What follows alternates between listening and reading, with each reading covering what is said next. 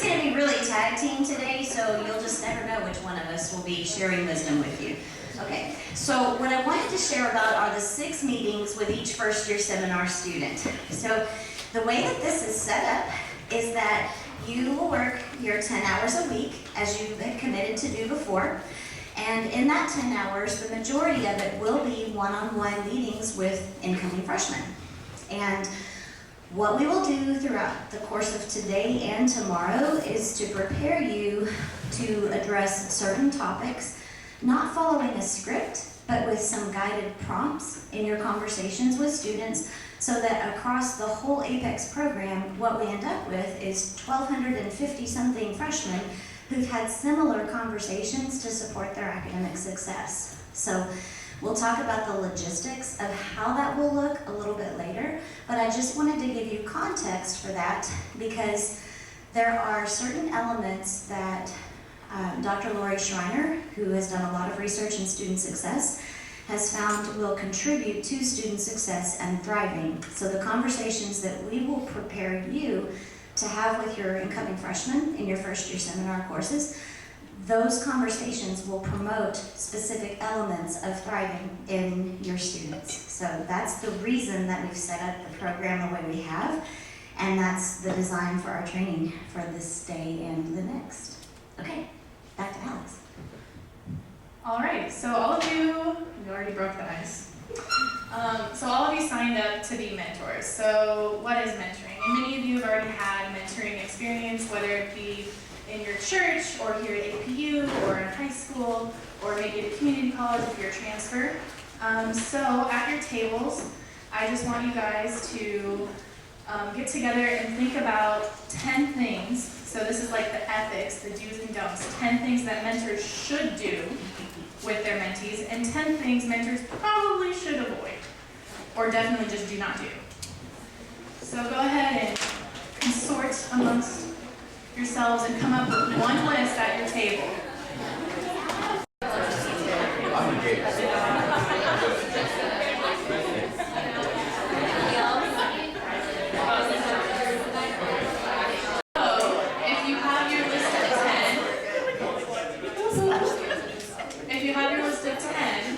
Narrow it down to the top 5 most important of each list. So if you don't have your list of 10 yet, carry on when you get there. Do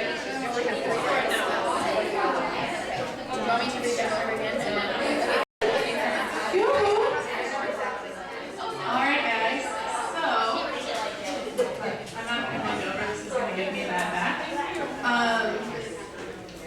Do all of you have your top 5 from each list? Did someone just say no? All right, we'll decide very quickly. Your table can share last, because what I'm going to ask you guys to do next is pick a spokesperson, and I want every table to share their top 5 do's and their top 5 don'ts. Well, actually, no, we're going to go reverse order. So their top 5 don'ts, and then end on a positive note with their top 5 do's. All right, so what table wants to volunteer first? Okay, who's your spokesperson? Come up here, Taylor.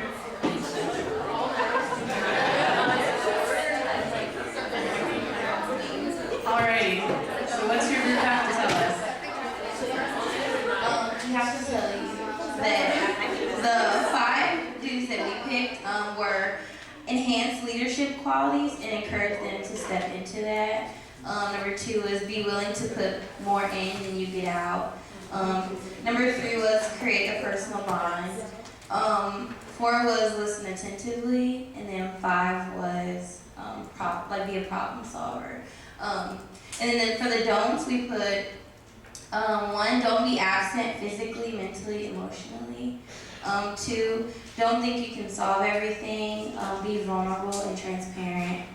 Number 3, don't dismiss spirituality. Don't overwhelm them by making making their transition.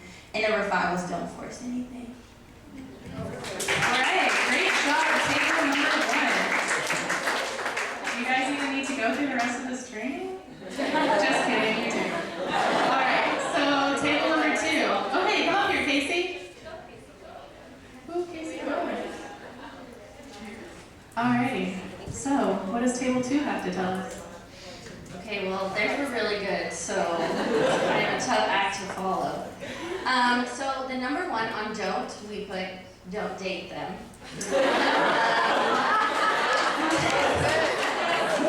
Number 2, we said don't care for only 30 minutes, that the 30 minutes that you're with them. Number 3, we said to avoid stereotypes. Number 4, we said don't keep dangerous secrets, like if they're gonna hurt themselves or others, obviously you'll need to tell someone else about that. And number 5, don't do illegal activities with them. So then for the do's, we said do be familiar with your resources for them. 2, show up and be available. 3, actively care. 4, find the answer. If you can't figure it out, like if they ask you something and you don't know the answer, make sure you figure it out and help them. And number 5, be accountable and hold them accountable. Excellent. Okay. Yeah, it's probably not a good idea to, take your mentee out drinking and also date them. So, who wants to go third? All right, come up here, Gabriel. Table number 3. So we kept ours nice and short. So our don'ts. Don't be discouraging. Don't be fake. Don't be afraid to fail. So that's more for us than for them. Don't be distracted. And don't have unrealistic expectations. For our do's, we have do be respectful. Do listen. Do be real. Do be dependable. And do be informative. All right, thank you. Table number 3. All right, who wants to go forward? All right, Emily, come on up here. Ooh, Emily Vidligas, one of our 4 Emilys. I guess the bar was set too high, so here's ours. Okay, the first one, don't baby them. The second one, do not party with them. Third, don't give wrong information.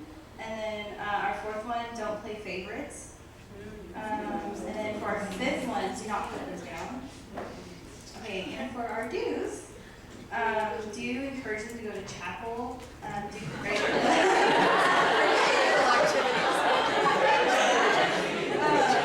do listen to them as best as you can. Number 4, do include them, like if you feel they're like being left out. And then 5, keep consistent communication. All right, thank you, Emily. All right, Brianna's already ready. She's coming up. Table number 5.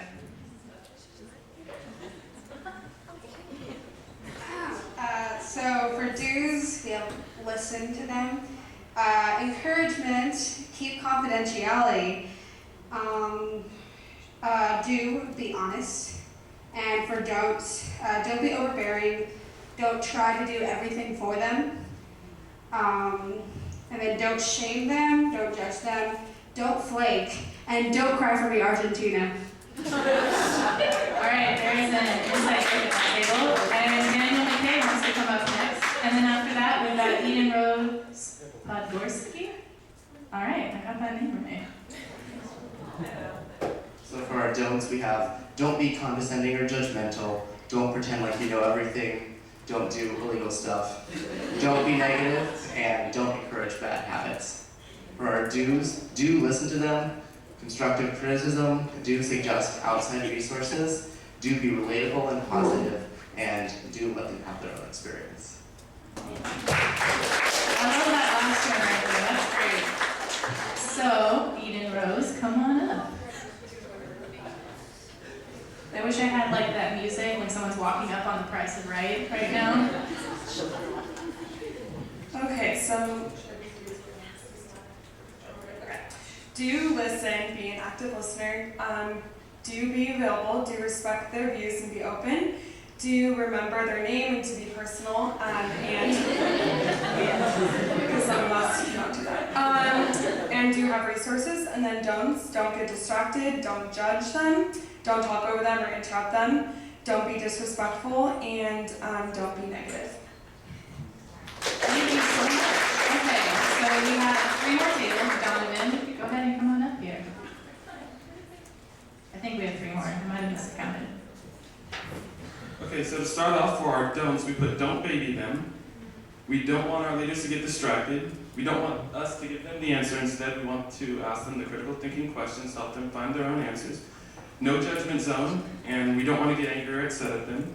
And our do's, we of course want to be available to them. We want to play to their strengths. We know they take the strength finder exam, so play to their strengths and help them with their weaknesses. Patience, of course, not everyone's going to learn at the rate we would think they would or we expect them to, but that's why we don't give up on them. And we want to be encouraging and supportive at all times and be accountable as well.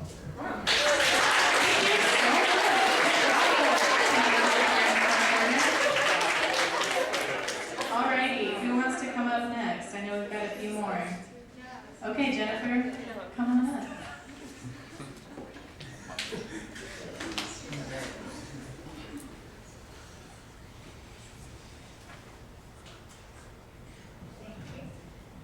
Okay, don't assume you know everything about your mentees. Don't be afraid to give constructive criticism. Don't be irresponsible. Don't be unreliable. And don't be ignorant or insensitive. And do's, do give good tips. Really care and have empathy. Help them make their own decisions. Be present while you're with them. And affirm them and instill confidence. Okay, I know we have a table in the back, and I think we have another table in the back. So, come on up, yeah. Woo! For Rebecca. All right. We said, don't tell them what to do. Don't date them. Don't make them feel stupid. Don't presume they're the same as you. And don't violate boundaries. Like, don't try to be their best friend. We're just the mentors. And do's, we said actively listen, challenge them, lead by example, be prepared, and be authentic. All right, good job, thank you. We have one more table that hasn't gone, correct? Who hasn't gone? No, everyone's gone? All right, just kidding. So, that was amazing. You guys covered everything and more that I think Tracy and I had thought of. I'm so happy to know that we have attentive, responsible, ethical, positive mentors that are going to be mentoring these students. So, wonderful. Next, we're going to talk about rapport. So, what is rapport? Rapport is a close and harmonious relationship in which the people or groups concerned understand each other's feelings or ideas and communicate well. So how do you do that? How do you build rapport with your mentees? Well, I decided to go to some of the people on our campus who know that very well, our academic success coaches in the office. So here's what they have to say. So Jill Stone, her beautiful shining face, she said, I think one component in building rapport with students is follow through and showing the student you care, whether that be looking into something they need that you can check on or sending them additional resources, and even meetings, following through or following up on meeting with students. Sometimes they don't respond the first time, so you need to check back in. And I think that's really important. A lot of times you may not hear on someone, or maybe you guys, in one of your meetings, they were struggling with writing, and so you connected them with the writing center. A simple email or text message is like, hey, I remember that you had your writing center appointment. How did that go? And then they can tell you how it went, if it went well, if it went bad, if they didn't go. That opens up a whole other conversation of support for your mentees. All right, so Peter Smart. I try to build rapport by having them share part of their story. By asking why they chose APU or a particular major, I get a window into parts of their life that are important to them. And Tracy and I know, based off of the interviews and how you answered one of our questions, that all of you are very eager to make them feel comfortable by sharing pieces of who you are. So also ask those questions and they can share pieces of themselves that are important. That's one huge component in building rapport. So Michael Krzyzanowski, a little biased, but that might be one of my favorite responses. Thinking about it now, in order to build a genuine rapport with someone, you must first value that God made them, and second, value how God made them. In my opinion, this goes back to the book of Genesis, focusing on the Imago Dei. And I just think that's so beautiful. I know some of you joined us at Imago Day, and some others were there for other leadership opportunities. So if you weren't there, I encourage you to ask your fellow mentors what the experience was like, because it was powerful. All right, so Kathy Bartholomew, our office comedian. So she said, and I put incoming students at ease by reminding them I was once an incoming APU freshman, wrestling with a 2.0 my first semester and hiking up the staircase to the 3rd floor of Adams Hall. They are one of my people, they are safe with me, and I will walk the journey with them. You guys can all do this because all of you are APU students. You've gone through it, whether you're a commuter, whether you're a transfer, whether you've been here all 4 years, you all have something unique to offer that's part of your story that they may be able to relate to. Alrighty, so we're going to talk about active listening. And by your do list, I can tell that is a very important quality that you all value. But first, I want to show you. It's just, there's all this pressure, you know? And sometimes it feels like it's right up on me. And I can just feel it, like literally feel it in my head. And it's relentless. And I don't know if it's gonna stop. I mean, that's the thing that scares me the most, is that I don't know if it's ever gonna stop. Yeah. Well, you do have a nail in your head. It is not about the nail. Are you sure? Because, I mean, I'll bet if we got that out of there. Stop trying to fix it. No, I'm not trying to fix it. I'm just pointing out that maybe the nail is causing. You always do this. You always try to fix things when what I really need is for you to just listen. See, I don't think that is what you need. I think what you need is to get the nail See, you're out not of listening now. Okay, fine. I will listen. Fine. It's just, sometimes it's like, there's this achy, I don't know what it is. And I'm not speaking at all at all. No, my sweaters are snagged. I mean, all of them. That sounds really hard. It is. Thank you. Ow! Come on, if you would just. Don't.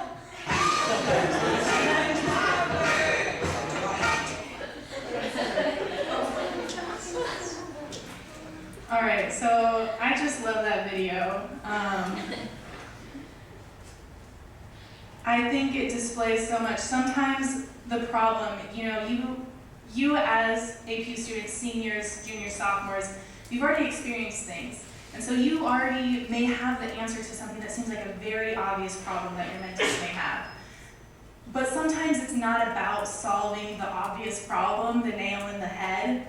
It's about listening to them and, like Donovan's group came up with, talking them through that problem, asking the right questions to help them come to a productive and positive conclusion, as opposed to being like, no, this is what you need to do. Many of you mentioned, we don't want to baby our mentees. They're adults, they're college students, they're now doing this. And part of that is, not pointing out the obvious solution, not saying, oh, well, just take this for this GE requirement. It's about, well, let me show you where the advising office is, or let me take you to your department, or let me show you the academic advising requirements report on Student Center, so that they can learn to do these things for themselves. And that is why active listening is important. So we're going to go into more details after this exits the full screen. There we go. Boom. So active listening is when you make a conscious effort to hear not only the words another person is saying, but more importantly, you try to understand the complete message being expressed. Yeah, so that's just a very big definition right there. An example of this would be, so say I am freshman Francine. Some of you may have met her in your interviews. I come in to our 30-minute advising meeting and you ask, hey, how has this week gone? How have the last 2 weeks gone? What do you think of Professor Tangenberg? And freshman Francine goes, oh yeah, It's really great. I love it here at APU. Now, if you're active listening, what would you pick up on right there? Someone shout it out really loud. What? The tone of her voice. The tone of her voice. So you want to make sure that what the words are matching with the tone, the body language, and that's a huge component. You're getting the entire message, just like this definition says. So moving on, some nonverbal signs of active listening are to smile. Smiling and nodding your head can be encouraging and showing that you are receiving the message, you're listening to the message. Some of you were nodding your heads when your mentors, your fellow mentors were up here sharing their do's and don'ts, like, yeah, that's a great one. That's active listening. Of course, you don't want to be like going like this the entire meeting either, like. That is not good active listening. You're meant to be like, okay, I don't care if it's part of my grade, I'm never meeting with that person again. Eye contact. Eye contact makes people feel encouraged, it makes them feel heard. However, for some students, this can be intimidating. They're very shy, cultural differences. We'll actually be doing a training with the International Center in September. We'll have more information about that later, but we'll be doing a training with them about communication styles of different cultures. So this is just something to keep in mind. You know, I'm scanning the room trying to make eye contact with some of you because it shows, like, one, that you're listening to me, and two, that I am cognizant of what you're thinking in your participation, but you don't want it to be excessive, like, hey Megan, how was your class today? That's a little creepy. All right, distraction. So many of you mentioned distraction as part of things that you don't want to be doing. So, you know, make sure your phones are on vibrate or silent. Make sure you're in an area maybe where both of you can focus. Sometimes Cougar Walk is fine. Other times, depending on the meeting or the time of day, it might not be the best choice. If you have to have a computer screen open or something in front of you, try and sit side by side so you both, like Donovan and I are side by side so we can both look at that screen as opposed to me in front of him, because now we have a physical, if I had my computer here, we have a physical barrier between us. That's not going to encourage them or make them feel heard. If you have to take notes, so if they're telling you a lot and you feel like you have to write things down because you guys will be doing feedback forms, mention that. Be like, hey, I'm just writing some short notes down, keeping track, but I am listening to you. This is helping me listen to you. Alrighty. So, verbal signs of active listening. First off, remembering. So remembering a few key points or even the name of the speaker and reiterating that can help to reinforce the message that what they're saying has been heard. Remembering details, ideas, concepts, so like what I mentioned earlier, you know, that following up. That's all part of building rapport, it's all part of active listening.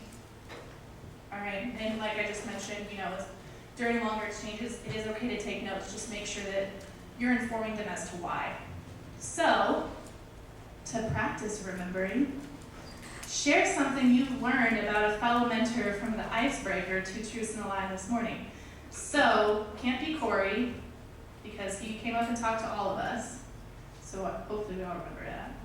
But if someone wants to volunteer something they learned about one of their fellow mentors, maybe from this table, right up here, I'm going to call you guys out. Anyone remember anything from this morning? Yeah. Pamela is really fond of calling people rude and putting you in timeout. So I just want you to all be aware of that. That was rude, right? Is it Jennifer? Yeah. She was just hiking in Switzerland over the. She was just hiking in Switzerland over the weekend, and I thought that was really cool. She just got into the country last night. Wow. Yes.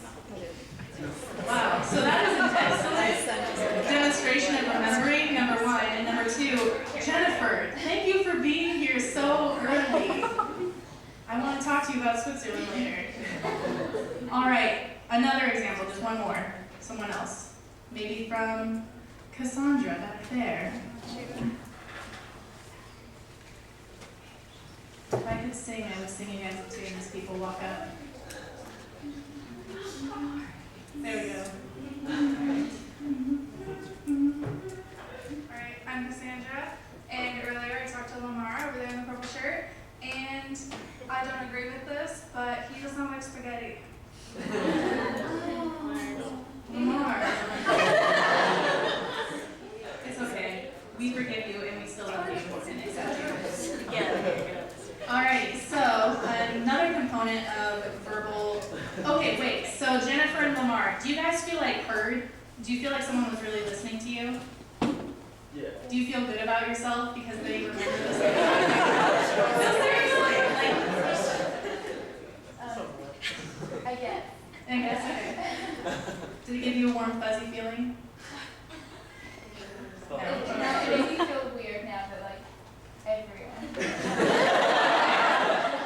So this is maybe an example as confidentiality, as this group brought up over earlier. All right, moving on to questioning. We're going to go into pretty deep in a couple of slides into questioning and questioning language. But a listener can demonstrate that they have been paying attention by asking relevant questions. So, could someone please ask me a question that demonstrates that you have been listening this morning? Yes, Corey. How do you swim 3 lengths of the pool underwater? Alright, so the key is actually to not swim fast. It's to move your body as slow as possible because your muscles aren't using as much oxygen. And also lots of practice. We're talking like a real lake pool, Yeah. or like a little pool. No, 25 yards. Yeah. Alright. So is that like down and back is 3 or is that 1? No, down, 1, 2, 3. So 75. Yes, 3 laps. Gotcha. Yes. Alright, so another question from this morning. Yes, Pamela. So, can I ride in your car with a subwoofer?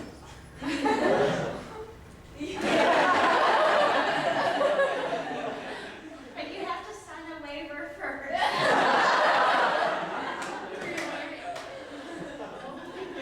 Alrighty, any more questions for Tracy or I? Not for Tracy. Yeah, Alexis. What was your favorite dump this morning? Ooh. Alright.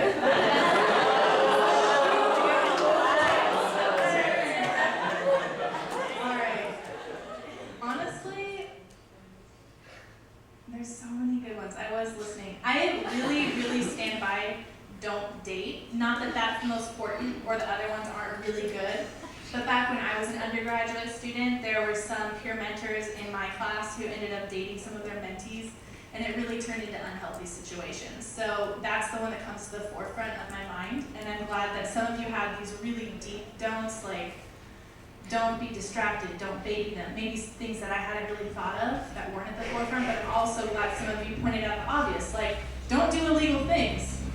It seems kind of obvious, but it's got to be something we remember. So yeah. Any other questions? No. Okay. Wait, Bree. Yes. How did you break your pinky toe? Okay. So, I used to be afraid of spiders. And through the course of my childhood, from about 5 years old, I think the last time I was 12 and a half or 13, all of my times that I broke my left pinky toe, which doesn't bend anymore, was because I was running away from spiders and had stubbed my toe. And so the last time I just decided that I was not going to be afraid of spiders anymore. And Pamela can be a testament to this because I saved the spider the other day as opposed to breaking my toe. Alrighty. Good questions, guys. That was fun. So reflection. Reflecting is closely repeating or paraphrasing what the speaker has said in order to show comprehension. And it can reinforce the message of the speaker and also give them an opportunity to correct you or restate something if that wasn't the message they meant to convey. So find a partner at your table, and if you're in an odd amount, maybe find another odd person at the table next to you or whatnot. Find a partner and share your biggest concern about being an effective mentor. Are you apprehensive about anything or nervous about anything? And your partner should reflect back what you said, and then switch. I'll tell you guys when to switch.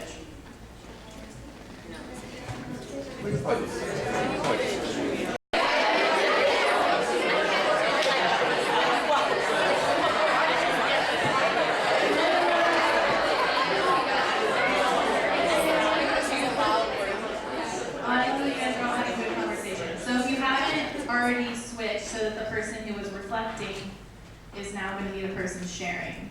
Have you guys already done that like naturally? Yeah. Okay. So with that in mind, I want you to switch partners. And instead of your biggest concern about being an effective mentor, I want you guys to share what you're looking forward to most over this next year as being an Apex mentor. And then have the other person reflect back.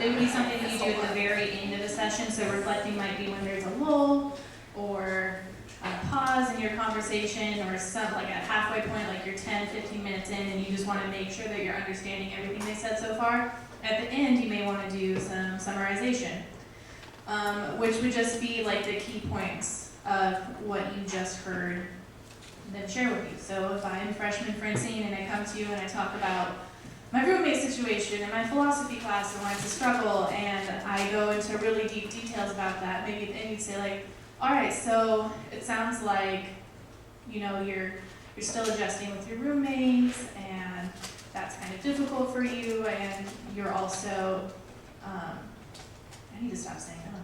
You're also adjusting to your philosophy class, and we talked about going and talking to your professor or emailing him, you know, how are you feeling about that? So you're getting the key points and making sure that, you know, they remember everything they said to you, because sometimes you go in and you meet with a mentor or an advisor. If you guys have had this experience, I know that I have, and you unload all this stuff, and then you may not even remember what you came in to talk about in the first place. So it's kind of up to you to summarize at the end all of the key points they shared with you, so that they remember like, oh yeah, I mentioned that I wasn't doing well in my freshman writing seminar, and that I want to go to the writing center. So it helps you remember what they said and what's important to them, but it also helps them.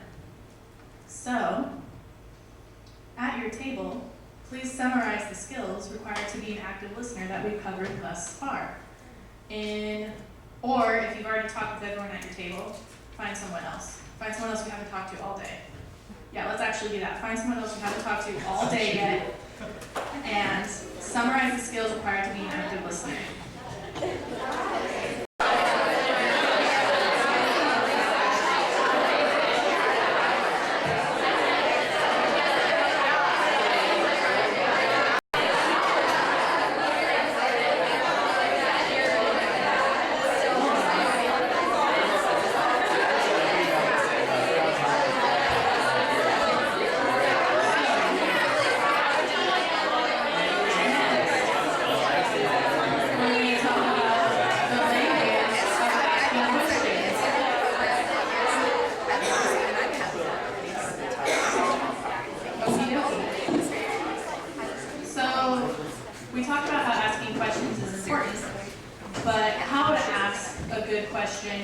Is really going to get you the information that you need in these conversations with your mentees, stuff that's going to be relevant and more helpful to better enable you to support them.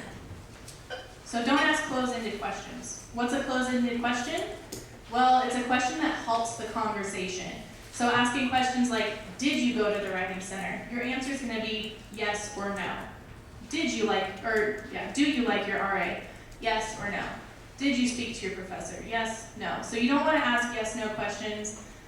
You don't actually want to ask why. So like, well, why didn't you like the writing center? Sometimes someone won't know why they don't like something, so instead you want to ask open-ended questions. Open-ended questions are going to get you a response that has more meat to it. It will provide an explanation and maybe surface different issues that mentee's having, or you can give light into a situation that they're in by connecting them to a resource, speaking from personal experience, could lead into a different conversation.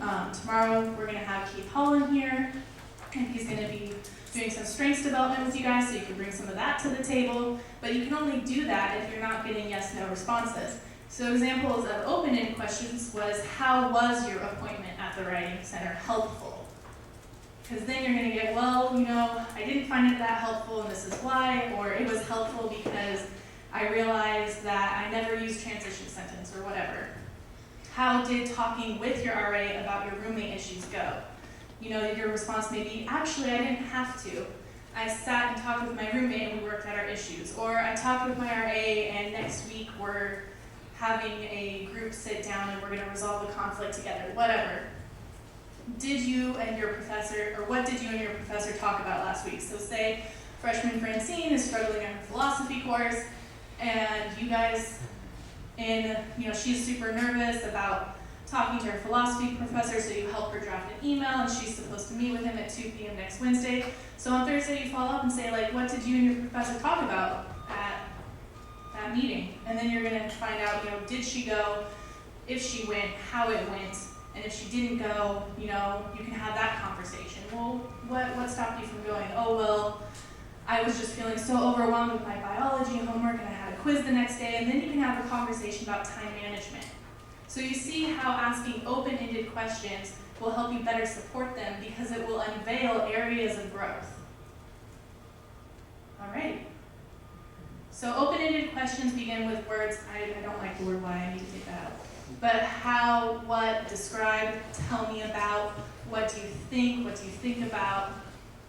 And then close-ended questions are, are, was, did, will, won't, didn't, aren't, would, if. You're not going to get a very, especially if your mentor is feeling, discouraged or embarrassed or, tired, you're not going to get a very meaty response with those questions. But if you're asking very specific, open questions, you're going to get a meaty response. You're going to be able to help them better. So let's practice. And this is how I want to practice. I know there's a lot of group involvement. You're going to know everyone super well by the end of this. But let's practice. So I want you guys in groups of 3, and how this is going to work is you're going to have someone role-playing as a student. You're going to have someone being a mentor, which you all are. And then you're going to have someone observing. They're not participating. And so they're going to be observing as to whether or not you're asking the open-ended questions and using all of these other active listening skills that we have gone over. So this is like your exam of active listening right now. So go ahead and get in groups of 3, and then I'm going to give you, do you guys want to come up with your own scenarios, freshmen, draw upon maybe an experience you remember, or do you want me to give you one? All right. I'm going to, freshman Fred, if you're a guy, your name is going to be Fred, and freshman Francine. So, and when you're role playing, feel free to respond however you want. But freshman Fred or Francine, you guys are, sitting down outside by the turtle pond. It's your second meeting, so we're about a month into school. And they come to you and you ask them, or you're supposed to be talking about goal setting and time management. So you ask them how that's going. Do they feel stressed? How are they dealing with it? And then freshman Francine and freshman Fred unload everything that has happened in the last week. What kinds of questions are you going to ask? Begin.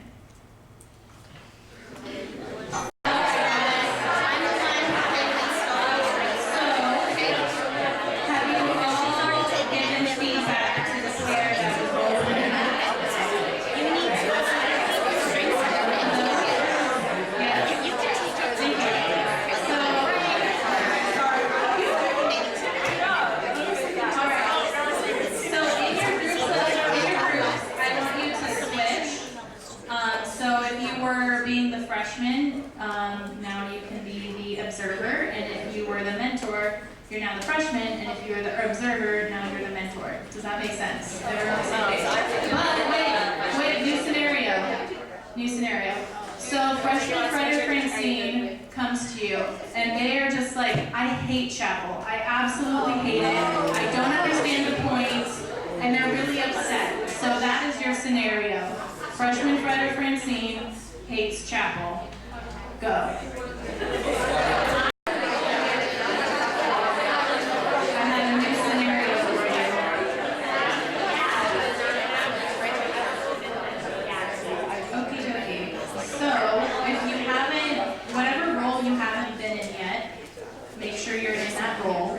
Your new scenario is freshman Francine or Fred has missed 3 classes.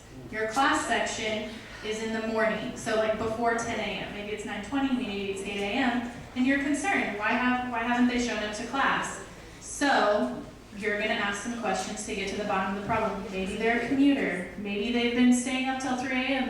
playing Grand Theft Auto. I don't know. Go.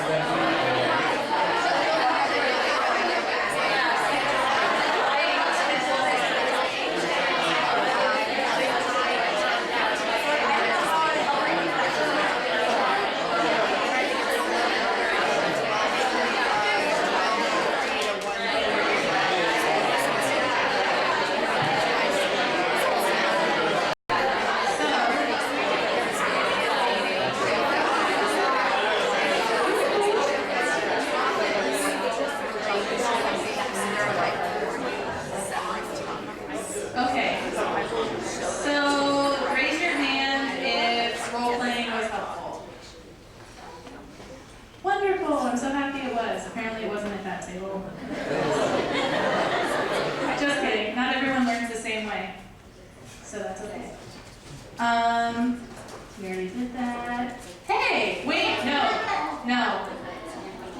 I'm just teasing you. Tracy has some things to share first. We do have a break planned, I promise.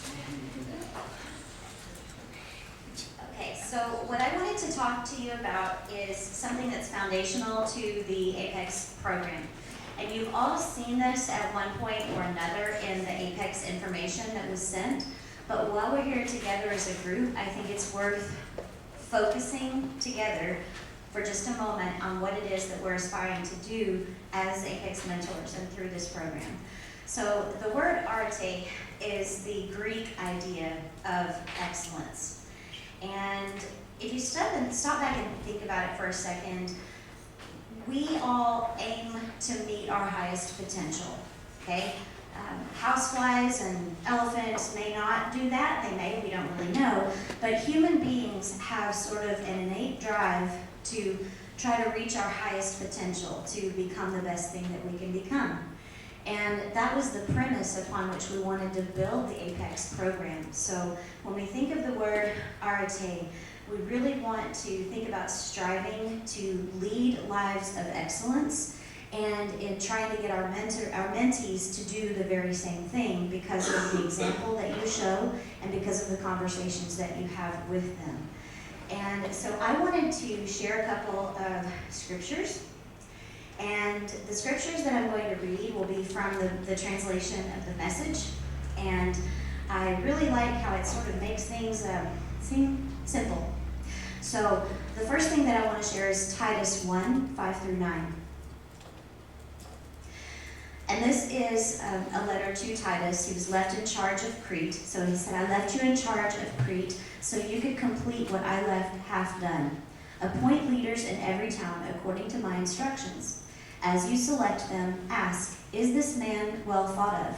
Is he committed to his wife? Are his children believers? Do they respect him and stay out of trouble? It's important that a church leader responsible for the affairs in God's house be looked up to, not pushy, not short-tempered, not a drunk, not a bully, not money-hungry. He must welcome people, be helpful, wise, fair, reverent, have a good grip on himself, and have a good grip on the message, knowing how to use the truth to either spur people on in knowledge or stop them in their tracks if they oppose it. And then I have another scripture, and that is 1 Timothy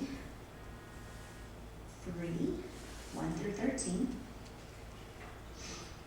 And again, this refers to leadership in the church, but it's the same principles that we're wanting to build this program on and that we want you to aspire to as mentors and leaders on this campus. If anyone wants to provide leadership in the church, good, but there are preconditions. A leader must be well thought of, committed to his wife, cool and collected, accessible and hospitable. He must know what he's talking about, not be overfond of wine, not pushy but gentle, not thin-skinned, not money-hungry. He must handle his own affairs well, attentive to his own children and having their respect. For if someone is unable to handle his own affairs, how can he take care of God's church? He must not be a new believer, lest the position go to his head and the devil trip him up. Outsiders must think well of him, or else the devil will figure out a way to lure him into his trap. The same goes for those who want to be servants in the church. Serious, not deceitful, not too free with the bottle, not in it for what they can get out of it. They must be reverent before the mystery of the faith, not using their position to try to run things. Let them prove themselves first. If they show they can do it, take them on. No exceptions are to be made for women, the same qualifications: serious, dependable, not sharp-tongued, not overfond of wine. Servants in the church are to be committed to their spouses, attentive to their own children, and diligent in looking after their own affairs.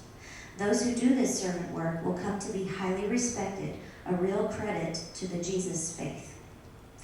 So those are the scriptures that the Student Leadership Covenant here at APU are based on, and you have that as a handout in the folder that you picked up today. So I wanted to ask if you'd take a look at that Student Leadership Covenant for a moment.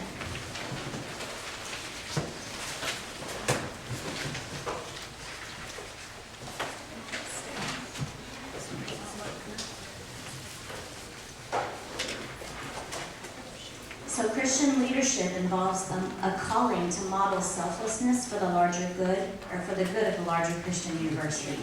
Therefore, by accepting a leadership role at Azusa Pacific University, I want you to read and reflect on these statements, because this covenant is asking you to aspire to the following.